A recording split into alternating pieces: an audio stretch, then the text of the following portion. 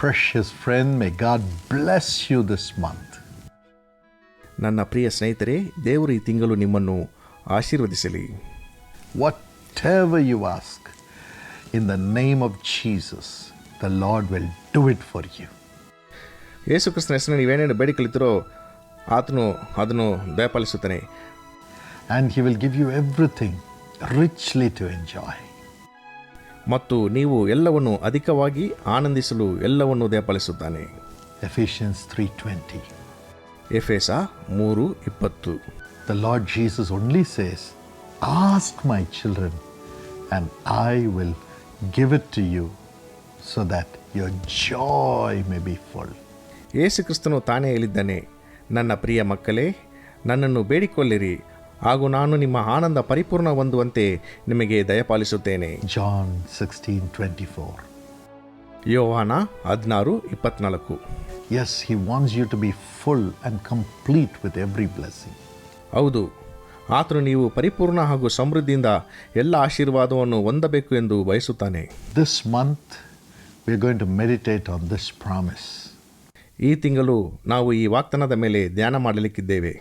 It's found in Zechariah chapter 12 and verse 10. ಅದನ್ನು ಜಕರ್ಯ 12:10 ನೋಡುತ್ತೇವೆ. The Lord says, ಕರ್ತನು ಹೇಳುತ್ತಾನೆ, I will pour upon the house of David ನಾನು ದಾವೀದನ ಮನೆಯವರಲ್ಲಿಯೂ and upon the inhabitants of Jerusalem ಯೆರೂಸಲೇಮಿನ ವಂಶದವರಲ್ಲಿಯೂ the spirit of grace and supplication. ದೇವರ ದಯೆಯನ್ನು ಹಂಬಲಿಸಿ ಬೇಡುವ ಭಾರವನ್ನು ಸುರಿಸುವೆನು. And they shall look upon me ಅವರು ದಿಟ್ಟಿಸಿ ನೋಡುವವರು, whom they have pierced, ತಾವು ಇರಿದವನನ್ನು, and they shall mourn for him ಅವನಿಗಾಗಿ ಗೋಳಾಡುವರು, as one mourns for his own son, only son, ಇದ್ದೊಬ್ಬ ಮಗನನ್ನು ಕಳೆದುಕೊಂಡಂತೆ ಅವನಿಗಾಗಿ ಗೋಳಾಡುವವರು, and shall be in bitterness for him, ಅವನಿಗಾಗಿ ದುಃಖಿಸುವರು, as one that is in bitterness for his firstborn. ಚೊಚ್ಚಲ ಮಗನ ವಿಯಗೋಸ್ಕರ ದುಃಖಪಟ್ಟಂತೆ ಅವನಿಗಾಗಿ ದುಃಖಿಸುವರು. The Lord says, if a person repents, ಕರ್ತನು ಹೇಳುತ್ತಾನೆ, ಒಬ್ಬ ವ್ಯಕ್ತಿ ಪಶ್ಚಾತ್ತಾಪಪಟ್ಟು and turns from his wicked ways, ತನ್ನ ದುಷ್ಟತನವನ್ನು ಬಿಟ್ಟು ತಿರುಗಿಕೊಂಡರೆ his land shall be healed. ಆ ದೇಶ ಗುಣ ಹೊಂದುತ್ತದೆ. 2 Chronicles 7 and verse 14. 2 ಪೂರ್ವಕಾಲ ವೃತ್ತಾಂತ 7:14. This is the prayer of Solomon. ಇದು ಸಾಲಮೋನನ ಪ್ರಾರ್ಥನೆಯಾಗಿದೆ. And God heard that prayer. ಮತ್ತು ದೇವರು ಆ ಪ್ರಾರ್ಥನೆಯನ್ನು ಲಾಲಿಸಿದನು. So every time we repent of our sins and turn from those wicked ways, leaving those iniquities, then God forgives and heals. ಆದ್ದರಿಂದ ನಾವು ಪ್ರತಿ ಸಾರಿ ನಮ್ಮ ಪಾಪವನ್ನು ಅರಿಕೆ ಮಾಡಿ ಪಶ್ಚಾತ್ತಾಪ ಪಟ್ಟರೆ, ನಮ್ಮ ದುಷ್ಟತನದಿಂದ ತಿರುಗಿಕೊಂಡರೆ, ಎಲ್ಲ ಪಾಪಗಳನ್ನು ಬಿಟ್ಟು ಬಿಟ್ಟರೆ ದೇವರು ಕ್ಷಮಿಸಿ ಗುಣಪಡಿಸುತ್ತಾನೆ. It's not just enough asking for forgiveness. ಬೇರೆ ಕ್ಷಮಾಪಣೆಗಾಗಿ ಬಿಡುವುದು ಸಾಕಾಗುವುದಿಲ್ಲ. God looks at the heart. ದೇವರು ಪ್ರತಿಯೊಬ್ಬರ ಹೃದಯವನ್ನು ನೋಡುತ್ತಾನೆ. And when He sees true repentance, ಆತನು ನಿಜವಾದ ಪಶ್ಚಾತ್ತಾಪವನ್ನು ನೋಡುವಾಗ He is moved with compassion. ಆತನು ಕನಿಕರದಿಂದ ಮನಮರುಗುತ್ತಾನೆ. And secondly, when He sees that we ask His grace to leave the ways of sin, to overcome the addictions, to overcome the lusts and the ways of the world, then He forgives us. ಎರಡನೆಯದಾಗಿ ನಾವು ಪಾಪದ ಮಾರ್ಗವನ್ನು ಬಿಟ್ಟು ದುಷ್ಟತಟಗಳಿಂದ ಹೊರಬರಲು, ಕಣ್ಣಿನ ಆಶೆ ಹಾಗೂ ಈ ಲೋಕದ ಹಾದಿಯಿಂದ ಹೊರಬರಲು ಆತನ ಕೃಪೆಗಾಗಿ ಬೇಡುವುದನ್ನು ನೋಡಿದಾಗ ಆತನು ನಮ್ಮನ್ನು ಕ್ಷಮಿಸುತ್ತಾನೆ. And then He gives grace to overcome those evil habits or sinful ways. ಆಗ ಆತನು ಪಾಪದ ಹಾದಿಯನ್ನು ಹಾಗೂ ದುಷ್ಟತನವನ್ನು ಬಿಡಲು ಕೃಪೆಯನ್ನು ಅನುಗ್ರಹಿಸುತ್ತಾನೆ. Removes the past account. ಆತನು ನಮ್ಮ ಹಿಂದಿನ ಸಂಗತಿಗಳನ್ನು ತೆಗೆದುಹಾಕುತ್ತಾನೆ. Makes us new. ನಮ್ಮನ್ನು ನೂತನಗೊಳಿಸುತ್ತಾನೆ. Transforms us to be the children of God. ನಮ್ಮನ್ನು ದೇವರ ಮಕ್ಕಳಾಗುವಂತೆ ರೂಪಾಂತರಗೊಳಿಸುತ್ತಾನೆ. Today, would you do that? ಇಂದು ನೀವು ಅದನ್ನು ಮಾಡುತ್ತೀರಾ? God wants to keep you as His child. ದೇವರು ನಿಮ್ಮನ್ನು ತನ್ನ ಮಗುವಾಗಿ ಮಾಡಲು ಬಯಸುತ್ತಾನೆ. God wants to heal your land. ದೇವರು ನಿಮ್ಮ ದೇಶವನ್ನು ಗುಣಪಡಿಸಲು ಬಯಸುತ್ತಾನೆ. God wants you to have abundance in the land where God has placed you. ಎಲ್ಲಿ ದೇವರು ನಿನ್ನನ್ನು ಇಟ್ಟಿದ್ದಾನೋ ಅಲ್ಲಿ ನೀನು ಅಧಿಕ ಹೊಂದುವಂತೆ ಆತನು ಬಯಸುತ್ತಾನೆ. He wants to give you abundance to enjoy the status of being the child of God. ದೇವರ ಮಕ್ಕಳಾಗಿರುವ ಸ್ಥಿತಿಯನ್ನು ಆನಂದಿಸಿ ನಿಮಗೆ ಆತನು ಸಮೃದ್ಧಿಯನ್ನು ದಯಪಾಲಿಸುತ್ತಾನೆ. If you seek the kingdom of God and His righteousness and stand in it, all the things which God has promised will be added to you. ನೀವು ದೇವರ ರಾಜ್ಯ ಹಾಗೂ ನೀತಿಗಾಗಿ ತವಕಪಟ್ಟು ಮತ್ತು ಅದರಲ್ಲಿ ನಿಂತರೆ ದೇವರು ನಿಮಗೆ ವಾಗ್ದಾನ ಮಾಡಿದ ಎಲ್ಲ ಸಂಗತಿಗಳು ನಿಮಗೆ ಸೇರಿಸಿಕೊಡಲ್ಪಡುತ್ತದೆ. So let's say no to sin. ಆದ್ದರಿಂದ ಪಾಪಕ್ಕೆ ಬೇಡ ಅನ್ನೋಣ. No to sinful habits. ದುಷ್ಟ ಚಟಗಳಿಗೆ ಬೇಡ ಅನ್ನೋಣ. No to sinful thoughts. ದುಷ್ಟ ಆಲೋಚನೆಗೆ ಬೇಡ ಅನ್ನೋಣ. No to the things of the flesh. ಮಾಂಸದ ಇಚ್ಛೆಗಳಿಗೆ ಬೇಡ ಅನ್ನೋಣ. No to the cravings of the flesh and the world. ಈ ಲೋಕದ ಹಾಗೂ ಶರೀರದ ಬಯಕೆ ಬೇಡ ಅನ್ನೋಣ. No to the ways of the human beings, the things of the world. ಈ ಲೋಕದ ಹಾಗೂ ಜನರ ಆದಿ ಬೇಡ ಅನ್ನೋಣ. Let's trust God. ನಾವು ದೇವರ ಮೇಲೆ ನಂಬಿಕೆ ಇಡೋಣ. And let's do what God wants us to do. ದೇವರು ನಾವು ಏನು ಮಾಡಬೇಕೆಂದು ಬಯಸುತ್ತಾನೋ ಅದನ್ನೇ ಮಾಡೋಣ. That will be counted as righteousness. ಅದು ನೀತಿವಂತಿಕೆ ಎಂದು ಪರಿಗಣಿಸಲ್ಪಡುತ್ತದೆ. 1 Samuel 15:22. 1 ಸಾಮ್ಯುಯೇಲ 15:22. Obedience is better than sacrifice. ಯಜ್ಞ ಸಮರ್ಪಿಸುವುದಕ್ಕಿಂತ ಮಾತು ಕೇಳುವುದು ಉತ್ತಮವಾಗಿದೆ. Abraham obeyed God and did what God wanted him to do, and that was counted as righteousness. ಅಬ್ರಹಾಮನು ದೇವರಿಗೆ ವಿಧೇಯನಾಗಿ ದೇವರು ಏನು ಮಾಡಬೇಕೆಂದನೋ ಅದರಂತೆ ಮಾಡಿದನು, ಅದು ನೀತಿವಂತಿಕೆ ಎಂದು ಎಣಿಸಲ್ಪಟ್ಟಿತು. When God spoke to him to do something, he obeyed God, believing that God would do only good things for him, and that was counted as righteousness. ದೇವರು ಆತನೊಂದಿಗೆ ಮಾತನಾಡಿ ಅದನ್ನು ಮಾಡಲು ತಿಳಿಸಿದಾಗ ದೇವರು ಒಳ್ಳೆಯದನ್ನೇ ಮಾಡುತ್ತಾನೆ ಎಂದು ಮಾಡಿದನು, ಅದು ನೀತಿವಂತಿಕೆ ಎಂದು ಎಣಿಸಲ್ಪಟ್ಟಿತು. Let's trust God, hear his voice and do what he says. That will be righteousness.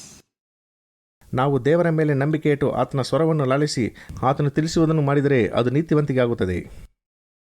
And when we do that, God will always be our friend as he was a friend of Abraham. ನಾವು ಆ ರೀತಿಯಾಗಿ ಮಾಡುವಾಗ ಹೇಗೆ ದೇವರು ಅಬ್ರಹಾಮನ ಜೊತೆಗೆ ಸ್ನೇಹಿತನಾಗಿದ್ದನೋ ಅದೇ ರೀತಿ ನಮ್ಮದಿಗೂ ಸಹ ಸ್ನೇಹಿತನಾಗಿರ್ತಾನೆ. And when you are a friend of God, ನೀವು ದೇವರ ಸ್ನೇಹಿತರಾಗಿರುವಾಗ, as Jesus says, you will be able to hear the voice of God. ಯೇಸು ಹೇಳಿದಂತೆ ನಿಮಗೆ ದೇವರ ಸ್ವರವನ್ನು ಲಾಲಿಸಲು ಸಾಧ್ಯವಾಗುತ್ತದೆ. Yes, everything that is in God's plan for you will be open to you. ದೇವರು ನಿಮ್ಮ ಮೇಲೆ ಇಟ್ಟಿರುವ ಎಲ್ಲ ಯೋಜನೆಗಳು ತೆರೆಯಲ್ಪಡುತ್ತದೆ.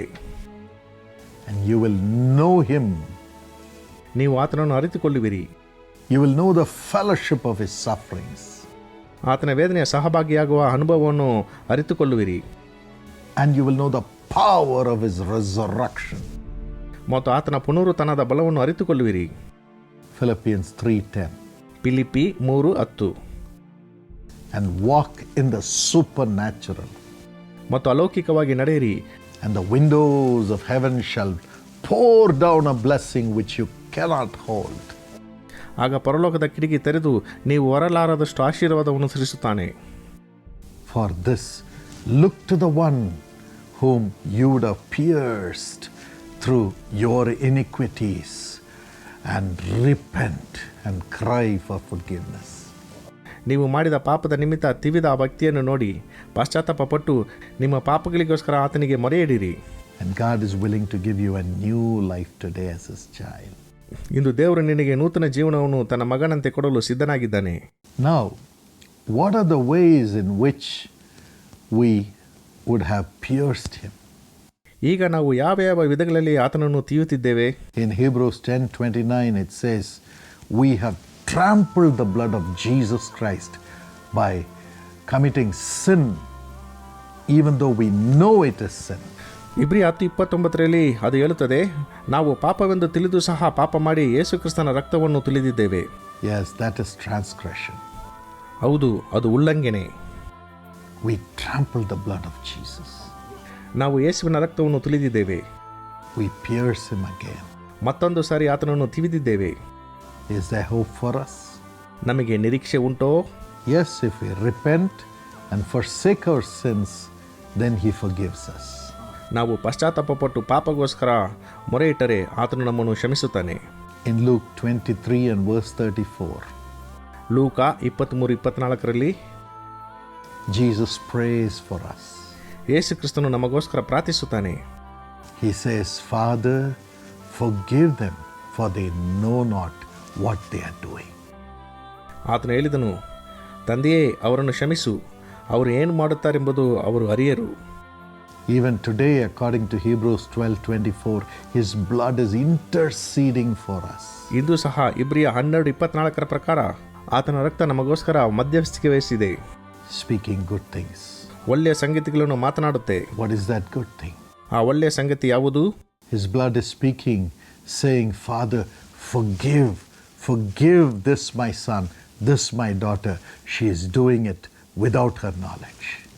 ಆತನ ರಕ್ತ ತಂದೆಯ ಬಳಿ, ಈ ಮಗನನ್ನು ಕ್ಷಮಿಸು, ಈ ಮಗಳನ್ನು ಕ್ಷಮಿಸು, ಆಕೆ ಅರಿಯದೆ ಇದನ್ನು ಮಾಡುತ್ತಿದ್ದಲೆ, ಕ್ಷಮಿಸು ಕ್ಷಮಿಸು ಎಂದು ಮಾತನಾಡುತ್ತದೆ. What are the things that we do without our knowledge? ನಮಗೆ ಅರಿವಿಲ್ಲದೆ ಯಾವ ಸಂಗತಿಗಳನ್ನು ನಾವು ಮಾಡುತ್ತೇವೆ? If you read the Bible, ನೀವು ಸತ್ಯವೇದವನ್ನು ಓದಿದರೆ in Mark chapter 9 and verse 6, Mark 9:6ರಲ್ಲಿ Jesus was transfigured on the Mount of Tabor. Tabor ಪರ್ವತದಲ್ಲಿ ಯೇಸು ಕ್ರಿಸ್ತನು ರೂಪಾಂತರ ಹೊಂದಿದಾಗ Peter, who was there, shouted and said, Lord, let's make a tabernacle for Moses, and another tabernacle for Elijah, and another tabernacle for you. ಅಲ್ಲಿದ್ದ ಪೇತ್ರನು ಹೇಳಿದನು, ಗುರುವೇ, ನಾವು ಮರು ಪುನರ್ಶಾಲೆಯನ್ನು ನಿನಗೊಂದು, ಮೋಶೆಗೊಂದು ಹಾಗೂ ಎಲಿಯನಿಗೆ ಕಟ್ಟುತ್ತೇವೆ. Yes, he was thinking about only having houses, places to live and so on. ಆತನು ಬರೀ ಮನೆ ಹಾಗೂ ವಾಸಿಸಲು ಮನೆಗಾಗಿ ಯೋಚಿಸುತ್ತಿದ್ದನು. Only thinking about the flesh. ಬರೀ ಮಾಂಸದ ವಿಷಯವಾಗಿ ಯೋಚಿಸುತ್ತಿದ್ದನು. But during the transfiguration, Jesus was talking to Moses and Elijah, and they were talking to him about the death he was to perform on the cross. ಆದರೆ ಯೇಸು ಕ್ರಿಸ್ತನು ರೂಪಾಂತರ ಹೊಂದಿದ ಸಮಯದಲ್ಲಿ ಆತನು ಮೋಶೆ ಹಾಗೂ ಎಲಿಯನೊಂದಿಗೆ ಮತ್ತು ಅವರು ಇವನೊಂದಿಗೆ ಶಿಲುಬೆಯಲ್ಲಿ ಆತನು ಅನುಭವಿಸಬೇಕಾದ ಮರಣವನ್ನು ಮಾತನಾಡುತ್ತಿದ್ದರು. Those two prophets were talking to Jesus about the sacrifice he had to make. ಆ ಇಬ್ಬರು ಪ್ರವಾದಿಗಳು ಆತನು ಮಾಡುವ ತ್ಯಾಗವನ್ನು ಕುರಿತು ಮಾತನಾಡುತ್ತಿದ್ದರು. But Peter was talking in the flesh. ಆದರೆ ಪೇತ್ರನು ಮಾಂಸದಲ್ಲಿ ಮಾತನಾಡುತ್ತಿದ್ದನು. Of gaining possessions of the world. ಈ ಲೋಕದಲ್ಲಿ ಆಸ್ತಿಯನ್ನು ಹೊಂದುವುದರ ಬಗ್ಗೆ. Yes, the Bible says he did not know what he was speaking. ಸತ್ಯವೇದ ಹೇಳುತ್ತದೆ, ಅವನು ಏನು ಮಾತನಾಡುತ್ತಿದ್ದನೋ ಅವನಿಗೆ ತಿಳಿದಿರಲಿಲ್ಲ. Many times when we pray without even knowing what we need. ಅನೇಕ ಸಾರಿ ನಾವು ಪ್ರಾರ್ಥಿಸುವಾಗ ನಮಗೆ ಏನು ಬೇಕೆಂದು ತಿಳಿಯದೆ ನಾವು ಪ್ರಾರ್ಥಿಸುತ್ತೇವೆ. We just say, that man has it, this woman has it, I want it, my child should have it. ನಾವು ಹೇಳುತ್ತೇವೆ, ಆ ವ್ಯಕ್ತಿಗೆ ಅದು ಇದೆ, ಆಕೆಗೆ ಅದು ಇದೆ, ನನಗೆ ಬೇಕು, ನನ್ನ ಮಗುವಿಗೆ ಅದು ಬೇಕು. The Spirit of God is praying for us. ದೇವರ ಆತ್ಮ ನಮಗೋಸ್ಕರ ಪ್ರಾರ್ಥಿಸುತ್ತದೆ. Father, forgive him, forgive her, for they do not know what they are praying, what they are asking. ತಂದೆಯೇ, ಆತನನ್ನು ಆಕೆಯನ್ನು ಕ್ಷಮಿಸು, ಅವರು ಏನು ಪ್ರಾರ್ಥಿಸಬೇಕು, ಏನು ಬೇಡಿಕೊಳ್ಳಬೇಕು ಎಂದು ತಿಳಿದಿಲ್ಲ. And the Spirit of God turns our heart to know the mind of God when we repent and say, Lord, show me your will, let me pray for it. ಮತ್ತು ದೇವರ ಆತ್ಮ ನಮ್ಮ ಹೃದಯವನ್ನು ತಿರುಗಿಸಿ ದೇವರ ಮನಸ್ಸನ್ನು ಅರ್ಥ ಮಾಡಿಕೊಂಡು ನಾವು ಪಶ್ಚಾತ್ತಾಪಪಟ್ಟು ದೇವರೇ ನಿನ್ನ ಯೋಜನೆಯನ್ನು ತೋರಿಸು ಎಂದು ಹೇಳಿ ನಾವು ಅದಕ್ಕೆ ಪ್ರಾರ್ಥಿಸುವಂತೆ ಮಾಡುತ್ತದೆ. God hears that prayer. ದೇವರು ಆ ಪ್ರಾರ್ಥನೆಯನ್ನು ಲಾಲಿಸುತ್ತಾನೆ and brings his blessings upon us. ಆಗ ಆತನ ಆಶೀರ್ವಾದವನ್ನು ನಮ್ಮ ಮೇಲೆ ಬರಗೊಳಿಸುತ್ತಾನೆ. And we pray according to the mind of God. ಆಗ ನಾವು ದೇವರ ಮನಸ್ಸಿನಂತೆ ಪ್ರಾರ್ಥಿಸುತ್ತೇವೆ. The second thing that we do without knowing is found in Mark 10:38. ನಮಗೆ ಅರಿಯದೆ ಮಾಡುವ ಎರಡನೇ ಸಂಗತಿಯನ್ನು ಮಾರ್ಕ 10:38ರಲ್ಲಿ ನೋಡುತ್ತೇವೆ. Jesus said to his disciples and their mother, you do not know what you are asking. ಯೇಸು ಕ್ರಿಸ್ತನು ತನ್ನ ಶಿಷ್ಯರಿಗೆ ಹಾಗೂ ತಾಯಿಗೆ ಹೇಳಿದನು, ನೀವು ಏನು ಕೇಳುತ್ತಿದ್ದೀರಾ ಎಂಬುದು ನಿಮಗೆ ಗೊತ್ತಿಲ್ಲ. What were they asking? ಅವರು ಏನು ಕೇಳುತ್ತಿದ್ದರು? Lord, one of us, your disciple, should sit on the right side of your throne and the other one on the left side of your throne. ಕರ್ತನೆ, ನಿಮ್ಮ ಶಿಷ್ಯರಲ್ಲಿ ಒಬ್ಬನು ನಿನ್ನ ಸಿಂಹಾಸನದ ಎಡಭಾಗದಲ್ಲಿ ಮತ್ತು ಇನ್ನೊಬ್ಬ ಸಿಂಹಾಸನದ ಬಲಭಾಗದಲ್ಲಿ ಕುಳಿತುಕೊಳ್ಳಬೇಕು. We need positions, we need power, we need favor. ನಮಗೆ ಸ್ಥಾನ ಬೇಕು, ನಮಗೆ ಅಧಿಕಾರ ಬೇಕು, ನಮಗೆ ಖ್ಯಾತಿ ಬೇಕು. We need honor of this world. ನಮಗೆ ಈ ಲೋಕದ ಗಣ್ಯತೆ ಬೇಕು. Jesus said, if anyone has to be the head, he has to be the servant. ಯೇಸು ಹೇಳಿದನು, ಯಾರಾದರೂ ಯಜಮಾನನಾಗಬೇಕಾದ್ರೆ ಮೊದಲು ಆತನು ಕೆಲಸದವನಾಗಬೇಕು. But the disciples were talking about power. ಆದರೆ ಶಿಷ್ಯರು ಅಧಿಕಾರದ ಬಗ್ಗೆ ಮಾತನಾಡುತ್ತಿದ್ದರು. Not spiritual power. ದೈವಿಕ ಬಲವಲ್ಲ. But they were asking for worldly power. ಆದರೆ ಅವರು ಲೋಕದ ಬಲಕ್ಕಾಗಿ ಕೇಳುತ್ತಿದ್ದರು. Yes, the Bible says they did not know what they were asking. Jesus said that. ಅವರು ಏನು ಕೇಳುತ್ತಿದ್ದಾರೆ ಎಂದು ಅವರಿಗೆ ತಿಳಿಯದು ಎಂದು ಯೇಸು ಹೇಳಿದನು. He said, it's not for me to decide who should sit on my right or my left. It is the Heavenly Father's decision. ಆತನು ಹೇಳಿದನು, ಯಾರು ಎಡಭಾಗದಲ್ಲಿ ಕುಳಿತುಕೊಳ್ಳಬೇಕು ಅಥವಾ ಬಲಭಾಗದಲ್ಲಿ ಕುಳಿತುಕೊಳ್ಳಬೇಕು ಎಂದು ನಾನು ನಿರ್ಧರಿಸುವುದಿಲ್ಲ, ಅದು ನನ್ನ ತಂದೆ ನಿರ್ಧರಿಸುತ್ತಾನೆ. But the Bible says, he that humbles himself, she that humbles herself shall be exalted. ಮತ್ತು ಸತ್ಯವೇದ ಹೇಳುತ್ತದೆ, ಆತನು ಅಥವಾ ಆಕೆ ತನ್ನನ್ನು ತಗ್ಗಿಸಿಕೊಂಡರೆ ಆತನು ಅಥವಾ ಆಕೆ ಉನ್ನತಿ ಹೊಂದುತ್ತಾರೆ. Jesus became a servant. ಯೇಸು ಕ್ರಿಸ್ತನು ಒಬ್ಬ ಸೇವಕನಾದನು, Bond servant.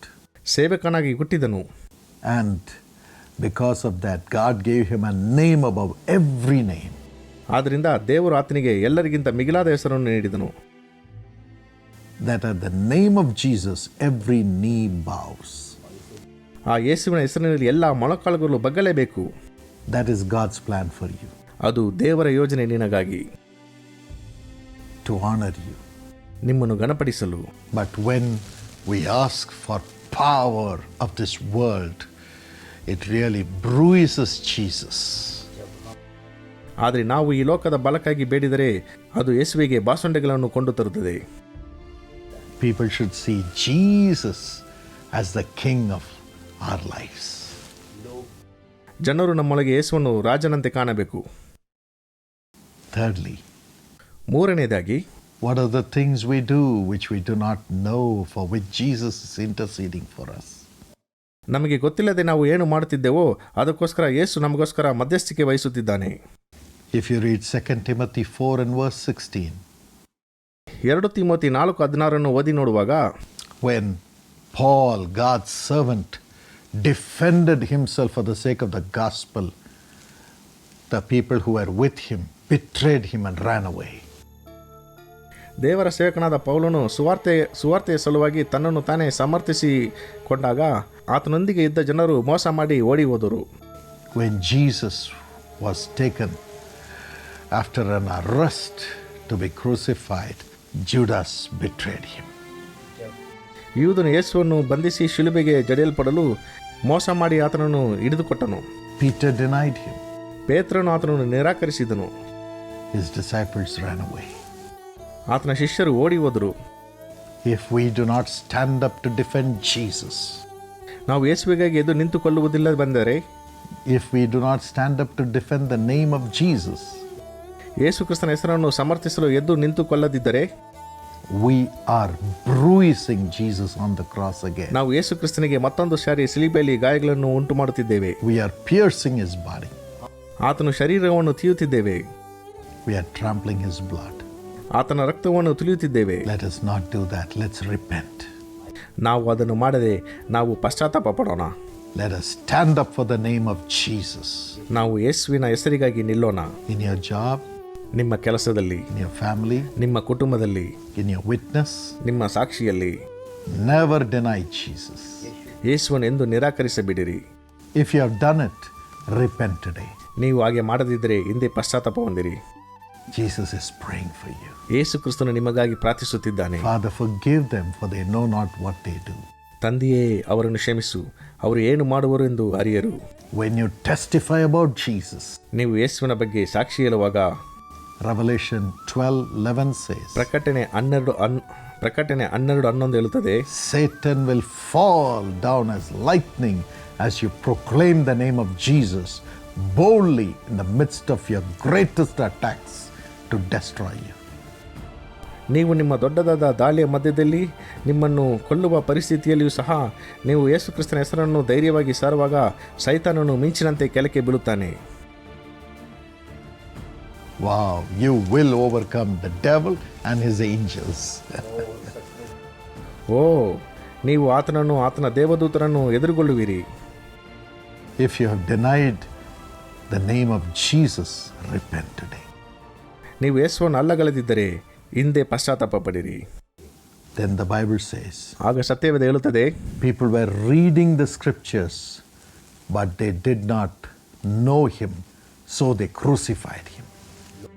ಜನರು ದೇವರ ವಾಕ್ಯವನ್ನು ಓದಿದರೂ ಸಹ ಆತನು ಯಾರೆಂದು ಅರಿತಿರಲಿಲ್ಲ, ಆದ್ದರಿಂದ ಆತನನ್ನು ಶಿಲುಬೆಗೆ ಏರಿಸಿದರು. Jesus said, ಯೇಸು ಹೇಳಿದನು, you do not know the scriptures, ನಿಮಗೆ ದೇವರ ವಾಕ್ಯ ಗೊತ್ತಿಲ್ಲ, nor the power of God. ದೇವರ ಬಲವೂ ಸಹ ಗೊತ್ತಿಲ್ಲ. That is why you are erring, you are committing mistakes. ಆದ್ದರಿಂದ ನೀವು ಯಾವಾಗಲೂ ತಪ್ಪು ಮಾಡುತ್ತಿದ್ದೀರಿ. You are not able to see Jesus. ಆದ್ದರಿಂದ ಯೇಸುವನ್ನು ನೋಡಲಾಗುತ್ತಿಲ್ಲ. Yes, you may read the Bible. ಹೌದು, ನೀವು ದೇವರ ವಾಕ್ಯ ಸತ್ಯವೇದವನ್ನು ಓದಬಹುದು. You have not known Jesus. ಆದರೆ ನಿಮಗೆ ಯೇಸು ಯಾರೆಂಬುದು ಗೊತ್ತಿಲ್ಲ. Unless you have him in your heart, he is the word. He will connect you with the scriptures and you will not crucify Jesus. ನಿಮ್ಮ ಹೃದಯದಲ್ಲಿ ಆತನು ಇದ್ದರೆ ಆತನೇ ವಾಕ್ಯವಾಗಿ ನಿಮ್ಮನ್ನು ದೇವರ ವಾಕ್ಯದೊಂದಿಗೆ ಒಂದುಗೂಡಿಸುತ್ತಾನೆ. ಆಗ ನೀವು ಯೇಸುವನ್ನು ಶಿಲುಬೆಗೆ ಏರಿಸುವುದಿಲ್ಲ. Otherwise you'll be simply reading the scriptures. ಇಲ್ಲದಿದ್ದರೆ ನೀವು ಸುಮ್ಮನೆ ದೇವರ ವಾಕ್ಯವನ್ನು ಓದುತ್ತಿರುತ್ತೀರ. But you will never know Jesus. ಆದರೆ ಎಂದು ಯೇಸುವನ್ನು ಅರಿಯುವುದಿಲ್ಲ. And you will crucify him. ಮತ್ತು ನೀವು ಆತನನ್ನು ಶಿಲುಬೆಗೆ ಏರಿಸುವಿರಿ. Deny him. ಆತನನ್ನು ನಿರಾಕರಿಸುತ್ತೀರಿ. You will never know his power. ಆತನ ಬಲವನ್ನು ನೋಡುವುದೇ ಇಲ್ಲ. You will never humble yourself to have the nature of Jesus to care for people. ದೇವರ ಗುಣವನ್ನು ಹೊಂದಿ ಜನರನ್ನು ಆರೈಸಲು ನೀವು ದೀನವಾಗುವುದಿಲ್ಲ. You'll always be thinking only about the possessions of the world. ಯಾವಾಗಲೂ ಈ ಲೋಕದ ಸ್ವಾಧೀನದ ಬಗ್ಗೆ ಯೋಚಿಸುತ್ತಲೇ ಇರುವುದು. Today repent. ಇಂದು ಪಶ್ಚಾತ್ತಾಪ ಪಡಿರಿ. Cry to God. ದೇವರಲ್ಲಿ ಮೊರೆ ಹೋಗಿ. Jesus is praying for you. ಯೇಸು ನಿಮಗೋಸ್ಕರ ಪ್ರಾರ್ಥಿಸುತ್ತಾನೆ. He'll give you his godly nature. ಆತನು ತನ್ನ ದೈವಿಕ ಗುಣವನ್ನು ದಯಪಾಲಿಸುತ್ತಾನೆ. And you will have him always. ಮತ್ತು ನೀವು ಯಾವಾಗಲೂ ಆತನನ್ನು ಹೊಂದಿಕೊಳ್ಳುವಿರಿ. You will know him. ನೀವು ಆತನನ್ನು ಅರಿಯುವಿರಿ. And Satan will fall as lightning. ಮತ್ತು ಸೈತಾನನು ಮಿಂಚಿನಂತೆ ಕೆಳಗೆ ಬೀಳುತ್ತಾನೆ. Every possession in the world will be given to you. ಈ ಲೋಕದ ಎಲ್ಲವನ್ನು ನೀವು ಸ್ವಾಧೀನ ಮಾಡಿಕೊಳ್ಳುವಿರಿ. And Jesus will honor you in heaven and on earth. ಮತ್ತು ಯೇಸು ಕ್ರಿಸ್ತನು ನಿಮ್ಮನ್ನು ಪರಲೋಕದಲ್ಲಿ ಹಾಗೂ ಭೂಲೋಕದಲ್ಲಿ ಗಣಪಡಿಸುತ್ತಾನೆ. May God give you this blessing. ದೇವರು ಈ ಆಶೀರ್ವಾದವನ್ನು ನಿಮಗೆ ದಯಪಾಲಿಸಲಿ. Loving Heavenly Father, ಪ್ರೀತಿಯ ಪರಲೋಕದ ತಂದೆಯೇ, we pray this grace upon our lives, Lord. ಈ ಕೃಪೆ ನಮ್ಮ ಜೀವನದ ಮೇಲೆ ಬರಲಿ. Forgive us. ನಮ್ಮನ್ನು ಕ್ಷಮಿಸು. Wash us with your blood. ನಿನ್ನ ರಕ್ತದಿಂದ ನಮ್ಮನ್ನು ತೊಲೆ. Transform us. ಮತ್ತು ರೂಪಾಂತರಗೊಳಿಸು. Help us to have you and follow you, Lord. ನಿನ್ನನ್ನೇ ನಂಬಿ ನಿನ್ನನ್ನು ಹಿಂಬಾಲಿಸಲು ನಮಗೆ ಸಹಾಯ ಮಾಡು. Lord, if we have pierced you in any way, forgive us and give us grace to overcome it. ಕರ್ತನೇ, ಯಾವುದಾದರೂ ವಿಷಯದಲ್ಲಿ ನಿಮ್ಮನ್ನು ತಿಳಿದಿದ್ದರೆ ನಮ್ಮನ್ನು ಕ್ಷಮಿಸಿ ಅದರಿಂದ ಹೊರಬರಲು ಕೃಪೆಯನ್ನು ನೀಡು. In Jesus' name. ಯೇಸುವಿನ ನಾಮದಲ್ಲಿ We love you, Lord. ನಿನ್ನನ್ನು ಪ್ರೀತಿಸುತ್ತೇವೆ ಕರ್ತನೇ. Amen. Amen. God bless you. ದೇವರು ನಿಮ್ಮನ್ನು ಆಶೀರ್ವದಿಸಲಿ.